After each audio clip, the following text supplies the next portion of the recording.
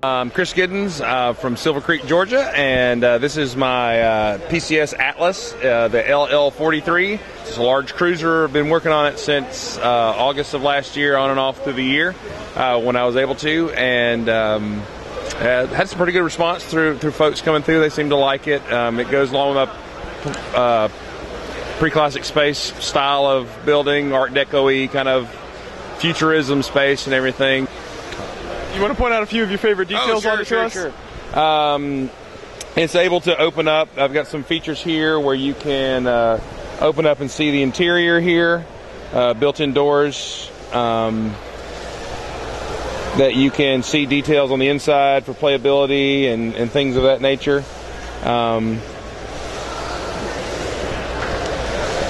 Just so you can access where the figs are living and things like that.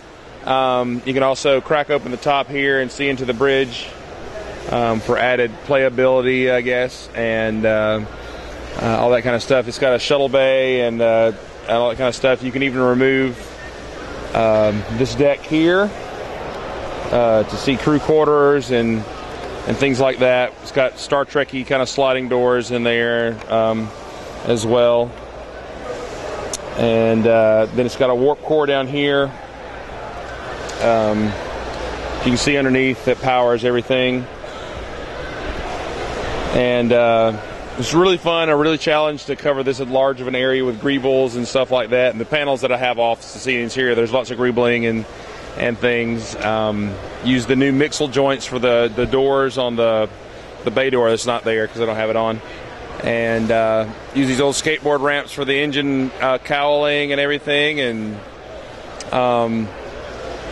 it's just been a challenge and years worth of work. I hope it's paid off, so it's a lot of fun. What is the biggest challenge with a build of this size? How exactly big is this? I think I counted at 224 studs long. One of the biggest challenges is just to make it so it won't droop or sag and hold together, and also creating if you're going to transport it from Georgia or wherever you're transporting the car, to be able to break it down and everything, but also have it strong enough to hold itself up. So those are kind of challenges and everything, and just keeping the thing together and all that kind of stuff with the structure wise, and also having a decent design to go with it and everything. So that was a pretty good challenge. I've never built a Technic frame ship, which is kind of the way a lot of folks build. The front of it's actually traditional straight up building. This middle section here is all Technic frame, which I've never done before, and so it's been fun to learn this year. And also the engineering on the back is a lot of Technic that I'm not really good at, but a lot of cross bracing and stuff I've never tried, but it's super strong back there to hold the engines up and hold all the weight and everything. In fact, these engines have been on these pylons since August, and it's not flexed or bent or stressed any parts, which is really, really kind of cool.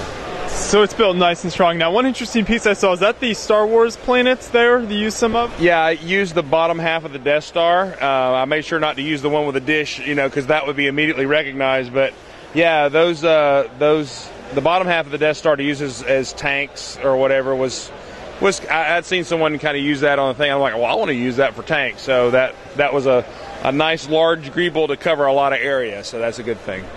Now, I see some minifigs in here. Are any of these of any particular significance, or are they just kind of different minifigs you put in the rooms? Yeah, there's a few different minifigs in there, although I've got Captain Fazoom and maybe his younger cousin in there, and I've got a little bit older version of me as Captain in here with a grayer hair, although I'm growing gray hair now, and my son is a little older. He's on board, and so is my wife, and everything. So, but just general crew. But I did try to pick classic space looking colors for their uniforms, or ones with the classic space symbol on it, because the pre-classic space thing, the theory is that it's the time between NASA-ish exploration and what would be the future, which is what we consider classic space. So the technologies and all that kind of stuff that would exist in between. So very impressive. Thanks for showing that to us. Yeah, thank you for stopping by.